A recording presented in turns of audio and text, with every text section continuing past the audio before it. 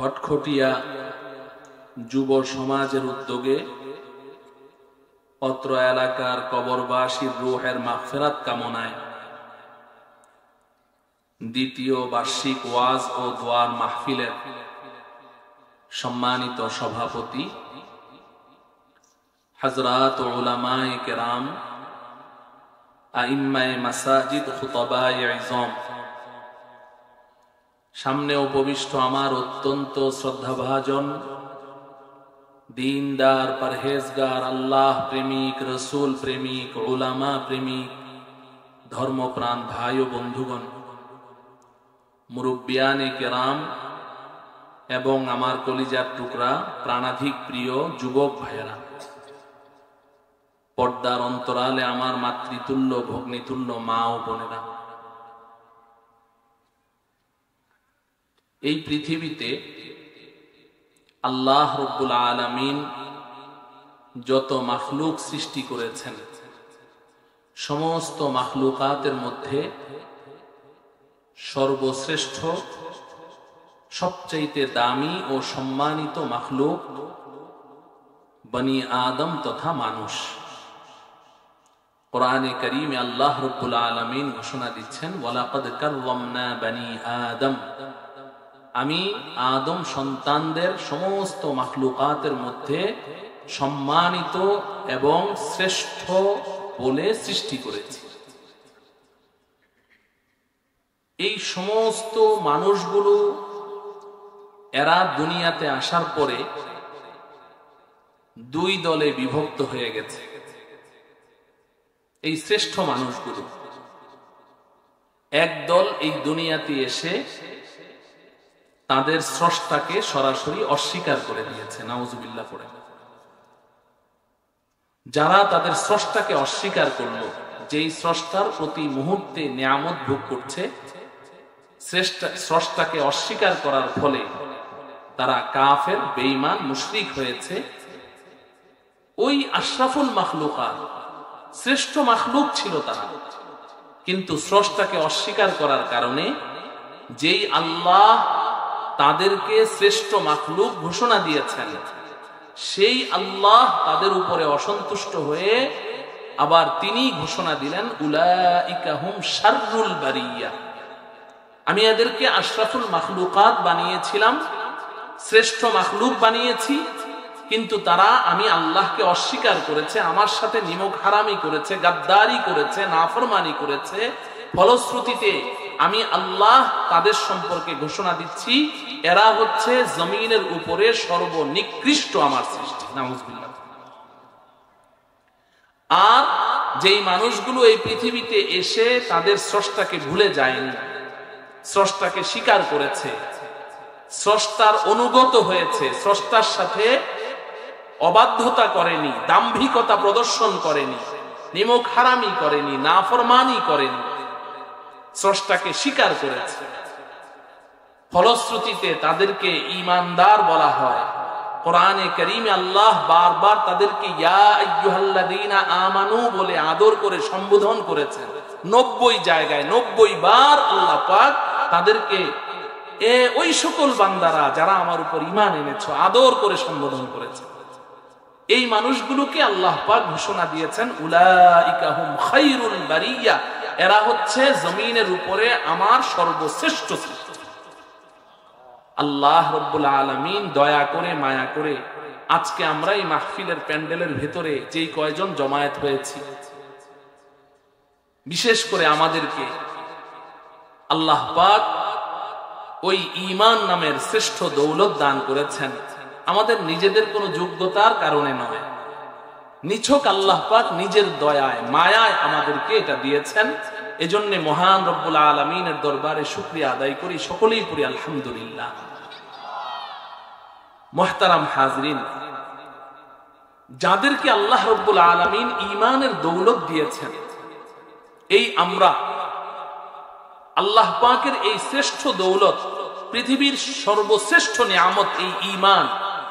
বলুন তো, ঈমানের চেয়ে দামি কোন নিয়ামত এই পৃথিবীতে আর আছে?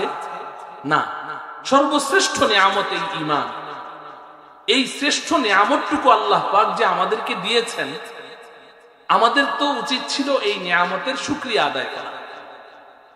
আল্লাহ পাক কোরআনে কারীমে পরিষ্কার বলেছেন, লা ইন শাকারতুম লা আযীদান্নাকুম ওয়া লা ইন কাফারতুম ইন্না আযাবি লাশাদীদ। ও বান্দা, আমি যখনই তোমাদেরকে কোনো নিয়ামত দিব তোমরা ওই নিয়ামতের শুকরিয়া আদায় করো। আমি আল্লাহ ওয়াদা করছি, তুমি যদি আমার এই নিয়ামতের কদরদানি করো, মূল্যায়ন করো, শুকরিয়া আদায় করো, আমি আল্লাহ তোমাকে ওই নিয়ামত উত্তর আরো বাড়িয়ে দেব। আর যদি তুমি ওই নিয়ামতকে অবজ্ঞা করো, অবহেলা করো, ডিনাই করো, তুমি যদি ওই নিয়ামত থেকে মুখ ফিরিয়ে নাও, ওই নিয়ামতকে কোনো দাম না দাও, তো পৃথিবীতে তো আমি ওই নিয়ামত কেড়েই নিব, পরকালে আমার শাস্তি বড় কঠিন, তোমাকে ওই শাস্তির মুখোমুখি হওয়া লাগবে। নাউজুবিল্লাহ। তো আল্লাহ রাব্বুল আলামিন আমাদেরকে যে ঈমান নামের নিয়ামত দিয়েছেন, আমাদের উচিত ছিল এই ঈমান নামের এই নিয়ামতের কদর করা। কিন্তু আমরা যতই নবীজির জমানা থেকে দূরে সরছি, ততই কিয়ামতের নিকটে যাচ্ছি। বলেন ঠিক কিনা? প্রতিদিন আমরা জমানায়ে নবুয়ত থেকে দূরে সরছি আর কিয়ামতের কাছে যাচ্ছি। যতই নবীজির জমানা থেকে দূরে সরছি, ততই আমরা দৈনন্দিন নতুন নতুন ফিতনায় জড়িয়ে যাচ্ছি।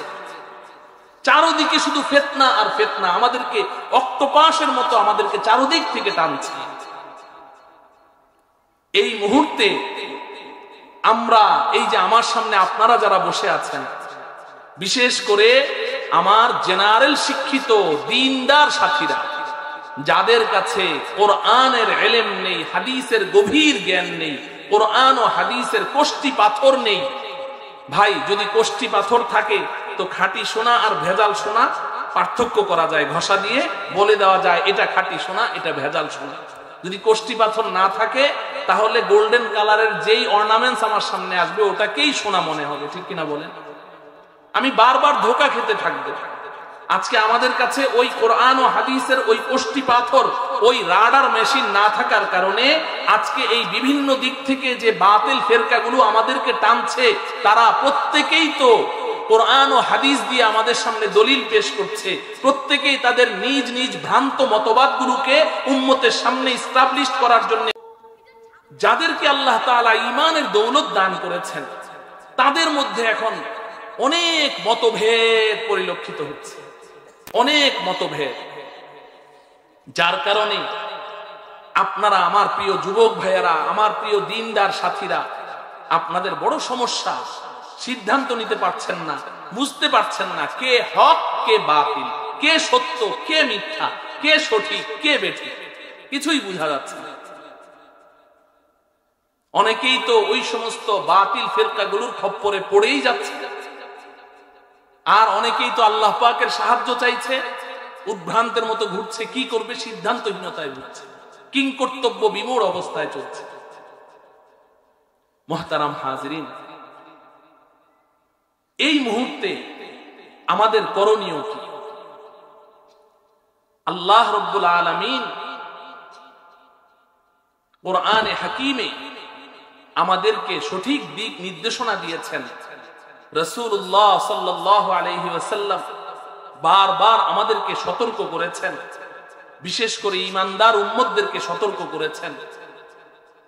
এবং যখন উম্মতের মধ্যে এই ধরনের ফিতনা সৃষ্টি হবে, ওই সময় উম্মতের করণীয় কি হবে নবীজি বলে দিয়ে গেছেন, আমাদেরকে দিক নির্দেশনা দিয়ে গেছেন। আমাদের এখন দায়িত্ব হলো, কর্তব্য হলো আমাদের ওই সঠিক পথটাকে খুঁজে বের করে নেওয়া। আমরা পার্থিব জগতের সব বিষয়ে খুব যাচাই বাছাই করি। আপনার বিবি যদি আপনাকে বলে যে তুমি তো লাউ দিয়ে গুড়া চিংড়ি পছন্দ করো, তো ঘরে কিছু গুড়া চিংড়ি আছে, একটা বাজার থেকে লাউ নিয়ে আসো। আপনি সকালে গেলেন, একটা লাউয়ের দাম খুব বেশি হলে 50 টাকা। তো লাউওয়ালা তো একটা বড় একটা, ওগুলোকে কি বলে, লাউ রাখে যে, হ্যাঁ, টুকরি। তো টুকরির মধ্যে অনেকগুলো লাউ নিয়ে বসে আছে। আপনি গিয়ে বললেন যে ভাই লাউ কত? বললো যে ভাই যেটা নেন 50 টাকা। তা আপনি তাকে 50 টাকা দিলেন, আর সে একটা লাউ আপনার হাতে তুলে দিল। সে যে লাউটাই তুলে দিল, আপনি কি ওই লাউটা হাতে নিয়ে সোজা বাড়িতে চলে আসেন? নাকি একটু যাচাই বাছাই করেন? করেন না? নাকি দোকানদার যেটা দেয় ওটাই নিয়ে চলে আসেন না? তো এই লাউটা পরীক্ষা করেন, আপনি যেই লাউ খুঁজছেন এটা সেই লাউ কিনা। কিভাবে পরীক্ষা করেন? চিমটি দেন না? দোকানদারকে না দেখিয়ে যদি দেয়া যায় আরো ভালো। এই চিমটি কাটতে থাকেন, এটা পছন্দ হয়নি রেখে দিয়ে আরেকটা দেখেন, 5টা 7টা 10টা লাউ খুঁজে তারপরে আপনার যেই পছন্দের লাউটা ওটাকে পেলে ওটা নিয়ে আপনি বাড়িতে আসেন। ও আমার প্রিয় ভাইয়েরা, 50 টাকার একটা লাউ খরিদ করতে যদি আপনি 8টা 10টা লাউ বাছাই করে তারপরে নিয়ে আসেন, তো আপনার ইহকাল এবং পরকাল, দুনিয়া এবং আখিরাত এর সুখ শান্তি ইজ্জত সম্মান এবং আপনার ঈমান এবং কুফর সবকিছু এগুলো নির্ভর করছে যেই হক আর বাতিলের উপরে। সেই হক আর বাতিল এটাকে যাচাই করার প্রয়োজন আছে না নাই? কিন্তু আমরা এই দুনিয়ার জগতের সবকিছু যাচাই করি। সামান্য একটু যদি শরীর অসুস্থ হয় তাহলে যেই রোগটা হয়েছে ওই রোগের ভালো ডাক্তারকে খুঁজে বের করি। যদি জটিল রোগ হয় বাংলাদেশের সেরা চিকিৎসককে এই সাবজেক্টের তাকেও কিন্তু খুঁজে বের করি। যদিও আমি নিজে ডাক্তার নই, আমি হয়তো একজন ব্যবসায়ী, কিংবা আমি একজন গৃহস্থ, আমি একজন কৃষক, আমি একজন শ্রমিক দিনমজুর, তারপরেও কিন্তু আমি যাচাই করে করে দেশের ওই সাবজেক্টের সেরা ডাক্তারকে খুঁজে বের করছি কি করছি না? তখন কিন্তু এই কথা বলি না যে এক এক ডাক্তার এক এক কথা কয়, আমি চিকিৎসাই করুম না। কিন্তু নামাজ পড়ে না, জিজ্ঞাসা করেন কিরে নামাজ পড়িস না কেন? কয় হুজুর 10 রকম কথা কয় এজন্য নামাজ পড়ি না। আরে হুজুররা 10 রকম কথা কয় তো তোমার সমস্যা? হুজুরদের জান্নাতে কি তুমি যাবে? তোমার জান্নাতে কি হুজুররা যাবে?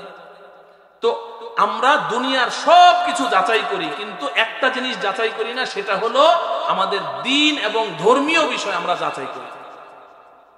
সবচেয়ে অবহেলিত বিষয় এটা। মুহতারাম হাজরিন, এখন মানুষের মধ্যে এত বেশি ফিতনা ঢুকে গেছে, একেবারেই সর্বসম্মতিক্রমে শরীয়তে ইসলামে সাব্যস্ত যে বিষয়গুলো, যেই বিষয়গুলোর মধ্যে কোনো দ্বিমত নেই। 1450 বছর ইসলামের ইতিহাস চলে আসছে, নবীজির রেখে যাওয়া এই দ্বীন ও শরীয়ত সাহাবায়ে কেরাম যেভাবে মেনেছেন, তাদের কাছ থেকে লক্ষ লক্ষ তাবেঈন এই দ্বীনকে যেভাবে গ্রহণ করেছেন, তাবেঈনদের থেকে লক্ষ লক্ষ তাবেঈন তাদের পরবর্তী জেনারেশন এই দ্বীনকে যেভাবে গ্রহণ করেছেন, নবীজি বলেন তারাকতুকুম আলা মিল্লাতিন বাইদা লাইলুহা ওয়া নাহারুহা সাওয়াউন, আমি তোমাদেরকে একটি স্বচ্ছ পরিচ্ছন্ন দ্বীনের উপরে, ধর্মের উপরে রেখে গেলাম, যার মধ্যে দিন আর রাত সমান, অর্থাৎ এর মধ্যে কোনো অস্পষ্টতা নেই, সুস্পষ্ট একটা বিধানের উপরে, দ্বীনের উপরে, শরীয়তের উপরে আমি রাসূল তোমাদেরকে রেখে যাচ্ছি। কিন্তু এটা কালের পরিক্রমায় এখন আস্তে আস্তে উম্মত এত বেশি উদ্ভ্রান্ত বিভ্রান্ত। নবীজি সাল্লাল্লাহু আলাইহি ওয়াসাল্লাম একটি হাদিসের মধ্যে বলেছেন যে বনি ইসরাইল তো 72টা দলে বিভক্ত হয়েছিল, আমার উম্মত একসময় 73 দলে বিভক্ত হবে, তার মধ্যে 72টি দল জাহান্নামী হবে, একটি মাত্র দল জান্নাতি।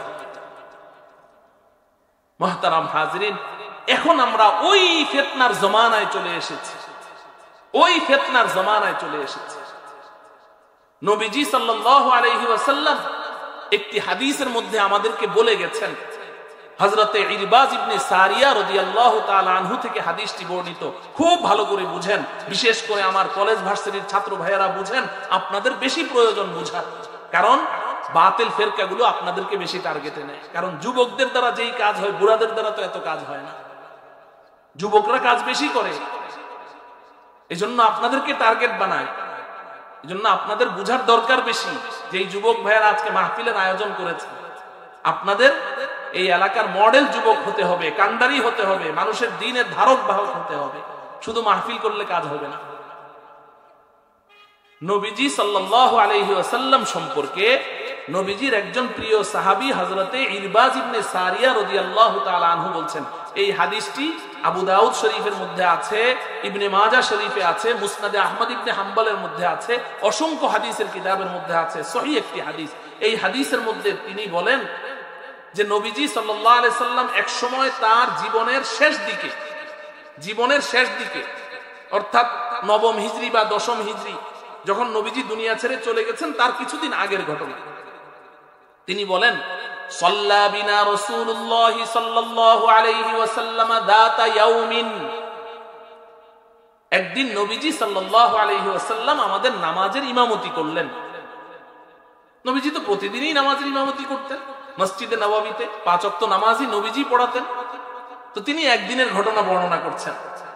ফাওয়াযানা মাউইযাতান বালিগা, নামাজের পরে নবীজি আমাদেরকে খুব হৃদয় বিদারক একটা নসিহত করলেন, বয়ান করলেন, ওয়াজ করলেন।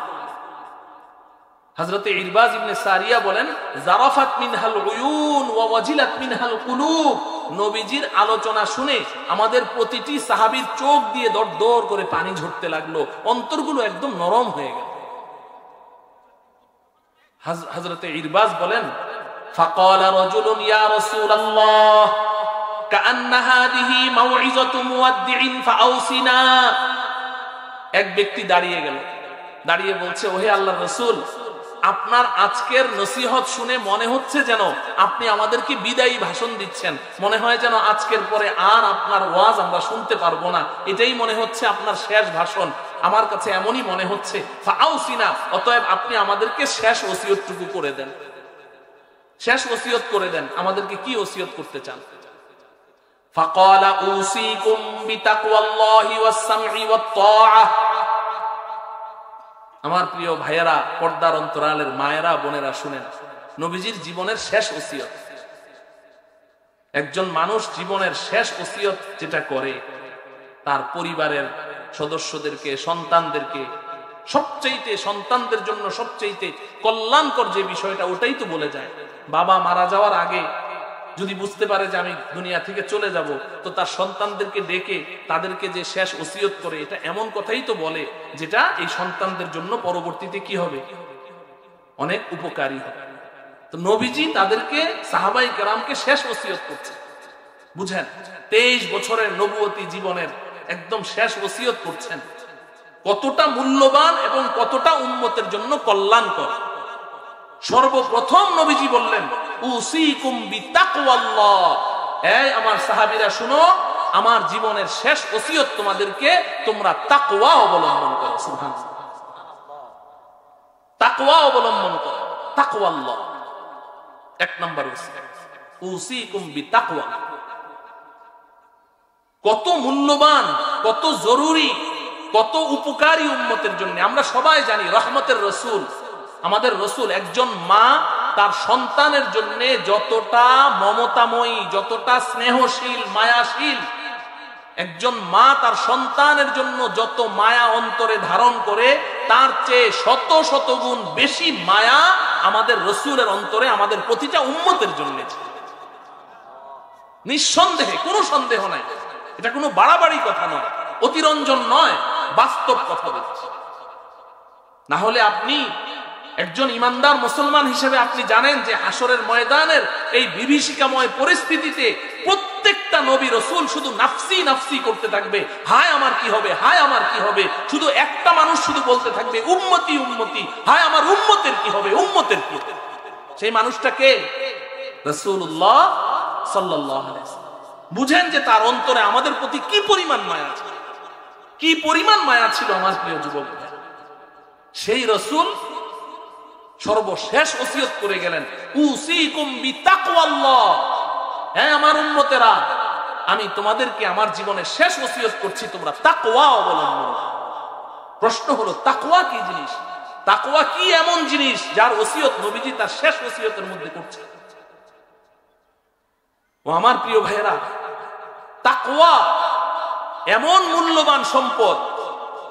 আমি আপনাদেরকে খুতবার মধ্যে সূরাতুল বাকারার যে আয়াতটা পড়েছি, যালিকাল কিতাবু লা রাইবা ফীহি হুদাল লিল মুত্তাকিন, সূরা তিরা ওয়া রাজুলুন ইয়াবুদুল্লাহা কালিলা ওয়া ইয়াসি কালিলা মান আহাব্বু ইনদাক। এই আব্দুল্লাহ ইবনে আব্বাস, দুইজন মানুষ, একজন ইবাদতও বেশি করে গুনাহও বেশি করে, ইয়াবুদুল্লাহা কাসীরা ওয়া ইয়াসি কাসীরা, মানুষটা ইবাদতও বেশি করে গুনাহও বেশি করে। ওয়া রাজুলুন ইয়াবুদুল্লাহা কালিলা ওয়া ইয়াসি কালিলা, আরেকজন ইবাদতও কম করে, খালি ফরজ ওয়াজিব আর সুন্নাত আমলটা করে, নফল আমল তাকে করতে দেখা যায় না, কিন্তু গুনাহও কম করে। এই দুইজন ব্যক্তির মধ্যে আপনার কাছে শ্রেষ্ঠ কে, উত্তম?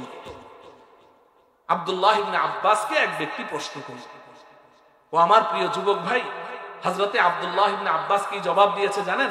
তিনি জবাব দিলেন, লা আ'দিলু বিসসালামা। এই প্রশ্নকারী শুনো, যেই ব্যক্তি গুনাহ কম করে তার ইবাদতের পরিমাণ যাই হোক না কেন, যদি গুনাহ থেকে বেঁচে থাকে, আমি পৃথিবীতে তার সমকক্ষ কাউকেই মনে করি।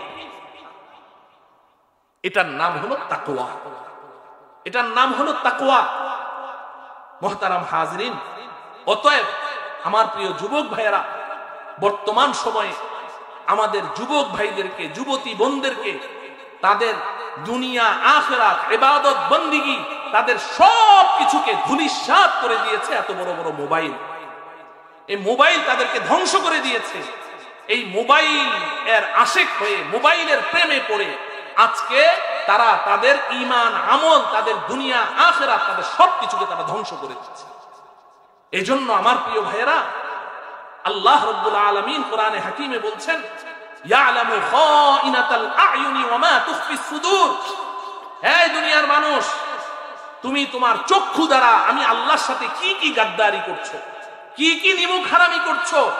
তুমি ভেবেছো রাতের অন্ধকারে নীরবে নিভৃতে দরজা বন্ধ করে একাকী আমি মোবাইলে কি দেখছি, আমাকে কেউ দেখে না, আমার স্ত্রী দেখে না, আমার স্বামী দেখে না, আমার ভাই বোনেরা দেখে না, আমার সন্তানেরা দেখছে না, আমার বন্ধু বান্ধবরা দেখছে না, আমি একা একা দেখছি, সবাই আমাকে খুব ভালো জানে, কিন্তু আমি বসে বসে এই অপকর্ম করছি, কেউ আমাকে দেখছে না। আল্লাহ বলেন, ইয়ালামু খাইনাতাল আ'য়ুনি। ও বান্দা, রে যুবক, রে যুবতী, তোর প্রত্যেকটা চাহনি আমি আল্লাহ তাকিয়ে আছি তোর চোখের দিকে।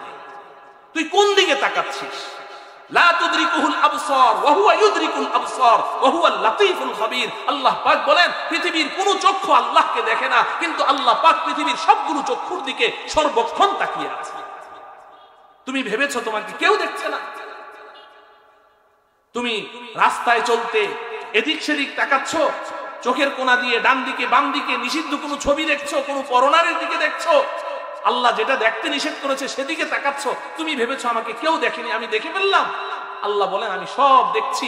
হাসরের ময়দানে তোমার প্রত্যেকটা দৃষ্টিকে আমি পাল্লায় ওজন দিব, পাল্লায় ওজন দিব। তোমার চাহনিটা যদি ভালো থাকে নেকির পাল্লায় ফেলবো, তোমার চাহনি যদি খারাপ হয়ে থাকে আমি গুনাহের পাল্লায় ফেলবো। ওই দিন দেখবো তোমার দুনিয়ার জিন্দেগির চাহনি কয়টা ভালো ছিল, কয়টা খারাপ ছিল, ওজন দিব। শুধু তাই নয়, ওয়ামা তুখফিস সুদূর। ও আমার প্রিয় ভাইয়েরা শুনেন, আল্লাহ বলছেন, ওয়ামা তুখফিস সুদূর, তুমি তোমার অন্তরে কি কি চিন্তা লালন করছো। হে যুবক, তুমি কি চিন্তা করছো? তুমি ভেবেছো তোমার এই চিন্তার কথা তো কেউ জানে না, তোমার পাশে বসা মানুষটাও জানে না যে তুমি বসে বসে কি ভাবছো। আল্লাহ পাক বলেন, তুমি যেই চিন্তাটা অন্তরে লালন করে তুমি ওই চিন্তা থেকে মজা নিচ্ছ। আমাদের অন্তরের মধ্যে কিছু চিন্তা আছে অনিচ্ছাকৃত চলে আসে, আবার অনিচ্ছাকৃত চলে যায়। এমন কত উল্টাপাল্টা চিন্তা আসে যায় যেটা আমাদের ইচ্ছাকৃত না। ওই চিন্তার জন্য আল্লাহ আমাদেরকে ধরবেন না, ওটা আমাদেরকে মাফ করে দিবেন। লা ইউকাল্লিফুল্লাহু নাফসান ইল্লা উসআহা। মানুষের সামর্থ্যের বাইরে আল্লাহ কাউকে ধরবেন না, ওটা আমাদের সামর্থ্যের ভিতরে না। অনিচ্ছাকৃত অনেক চিন্তা অন্তরে আসে আবার চলে যায়, ওগুলো আল্লাহ মাফ করে দিবেন। কিন্তু একটা চিন্তা আমার অন্তরে আসলো, আসার পরে আমি ওই চিন্তাটা অন্তরে ধরে রাখলাম ইচ্ছাকৃত ভাবে, ধরে ধরে আমি ওই চিন্তাটা লালন করতে থাকলাম। ভালো চিন্তা আমি করলাম, ওটাও আল্লাহ আমাকে নেকি দিবেন। খারাপ চিন্তা করলাম, ওটার জন্য আল্লাহ আমাকে গুনাহের পাল্লার মধ্যে ওই চিন্তাটা রাখবেন এবং ওটার জন্য আমাকে আযাবের মুখোমুখি হতে হবে। ও আমার প্রিয় ভাই, তাহলে একজন ইমানদার মুসলমানের জীবনের শ্রেষ্ঠ সম্পদের নাম কি? তাকওয়া। জোরে বলেন। আল্লাহ রাব্বুল আলামিন আমাদের সকলকে এই তাকওয়া নামের এই সম্পদের মালিক হওয়ার তৌফিক দান করুন। নবীজি বলছেন, উসিকুম বিতাকওয়াল্লাহ ওয়াস সামঈ ওয়াত তাআহ। 2 নাম্বার, তুমি খুব মনোযোগ সহকারে শুনবে এবং মানবে। কার কথা? তোমার যেই মুসলিম শাসক আছে, মুসলিম শাসকের কথা মানবে। আর হক্কানি রব্বানি উলামায়ে কেরামের কথা মানবে। হক্কানি রব্বানি উলামায়ে কেরাম, মুত্তাকি পরহেজগার উলামায়ে কেরাম, তাদের কথা মনোযোগ সহকারে শুনবে এবং মানবে। ওয়ালাউ কানা আবদান হাবাশিয়া, যদিও তোমার সেই ধর্মীয় শাসক এবং ধর্মীয় নেতা সে যদি একজন হাবশী কৃতদাস গোলামও হয়, তবুও তার কথা মানবে, যতক্ষণ পর্যন্ত সে শরীয়তের ভেতরে তোমাকে পরিচালিত করে। আর যদি শরীয়তের বাইরে কোনো নির্দেশ দেয়, মানা যাবে? কথা বলে না। মা যদি নির্দেশ দেয়, মানা যাবে? বাবা যদি দেয়, মানা যাবে না। মা বাবার নির্দেশ মানতেই হবে। অথচ যদি শরীয়তের বাইরে কোনো বিধান, কোনো নির্দেশ বাবা দেয়, মা দেয়, তাও মানা যাবে না। রাষ্ট্রপ্রধান দেয়, তাও মানা যাবে না। লা তাআতা লিমাখলুকিন ফি মাসিয়াতিল খালিক, আল্লাহ পাকের বিধানের বাইরে পৃথিবীর যে কেউ নির্দেশ দিবে, কারো কথাই মানা যাবে না। এরপরে নবীজি বলছেন, ফা ইন্নাহু মান ইয়াইশ মিনকুম বাদি ফাসায়ারা ইখতিলাফান কাসীরা। শোনো, আমি যখন দুনিয়া ছেড়ে চলে যাব, আমি রাসূল যখন দুনিয়াতে থাকবো না, তখন তোমরা অনেক মতভেদ দেখতে পাবে। খুব ভালো করে শুনে আমি যেটা বলতে চাচ্ছি, অনেক মতভেদ দেখতে পাবে। মতভেদ আছে না নাই? আছে না নাই? এবার নবীজি বলছেন, এই সময় তোমরা করবেটা, ফাআলাইকুম বিসুন্নতি ওয়া সুন্নাতিল খুলাফাইর রাশিদিন আল মাহদিয়্যিন আদু আলাইহা বিন নওয়াজিজ।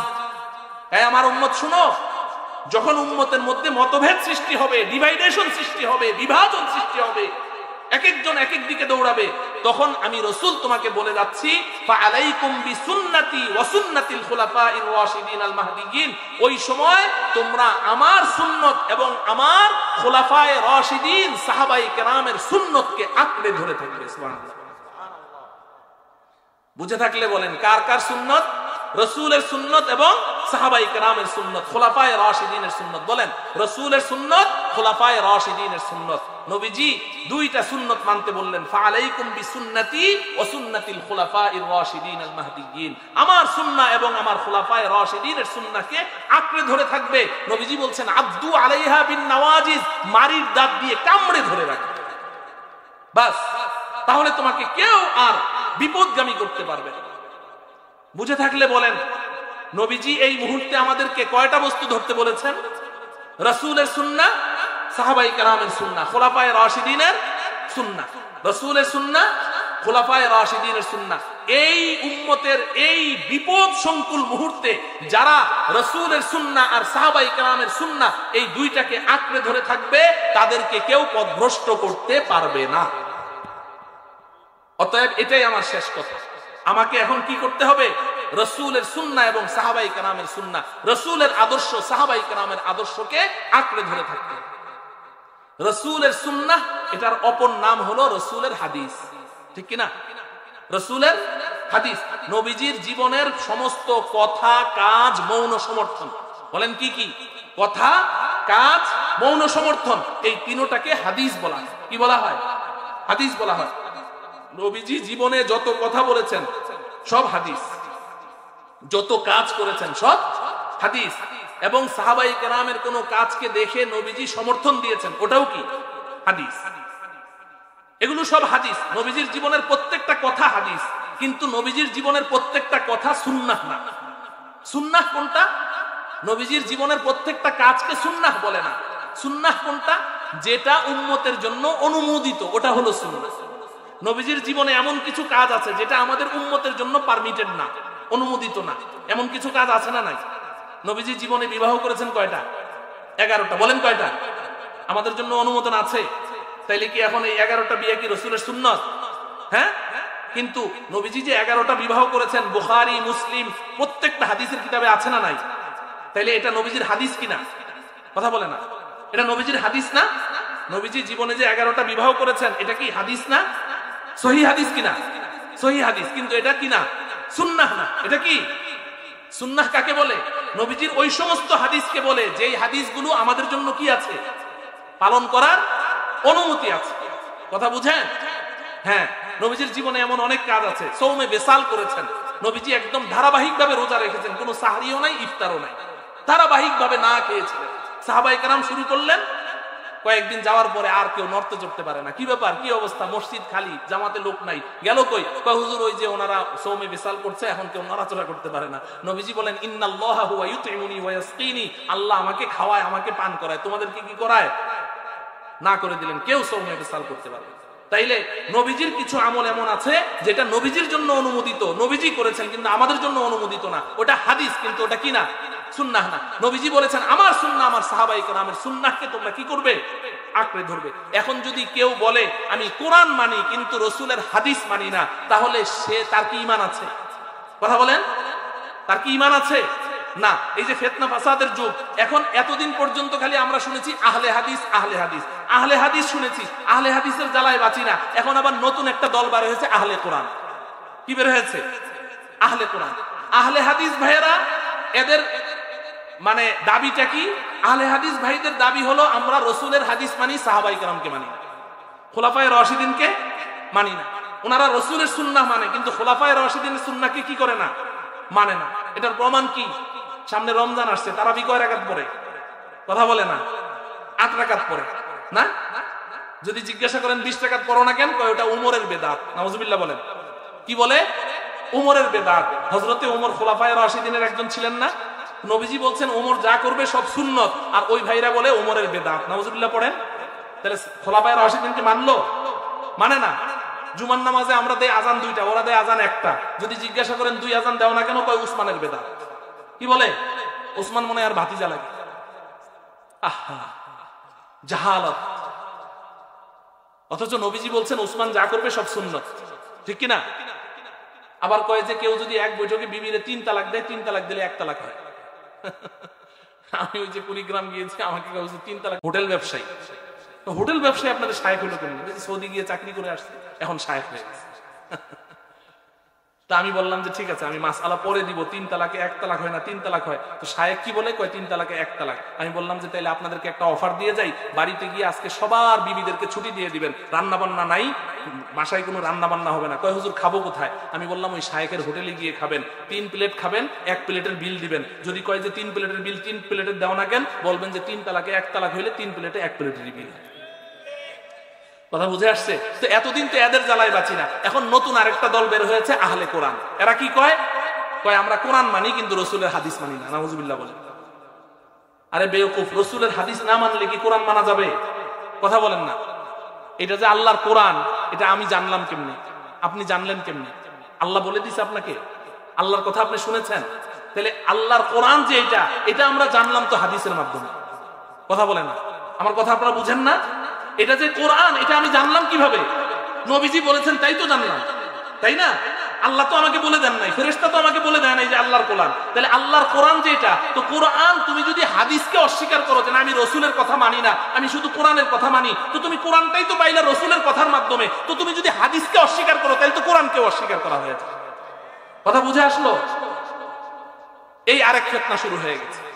আল্লাহ রাব্বুল আলামিন এই সমস্ত ফিতনা থেকে আমাদের ঈমানকে হেফাজত করেন। আমাদের ঈমানদারদের সর্বশ্রেষ্ঠ সম্পদ আমাদের সকলকে তাকওয়া অবলম্বন করার তৌফিক দান করেন। ওয়া সাল্লাল্লাহু তাআলা আলা সাইয়্যিদিনা মুহাম্মদ ওয়া আলা আলিহি ওয়া আসহাবিহি আজমাইন। আসসালামু আলাইকুম ওয়া রাহমাতুল্লাহি ওয়া বারাকাতুহু।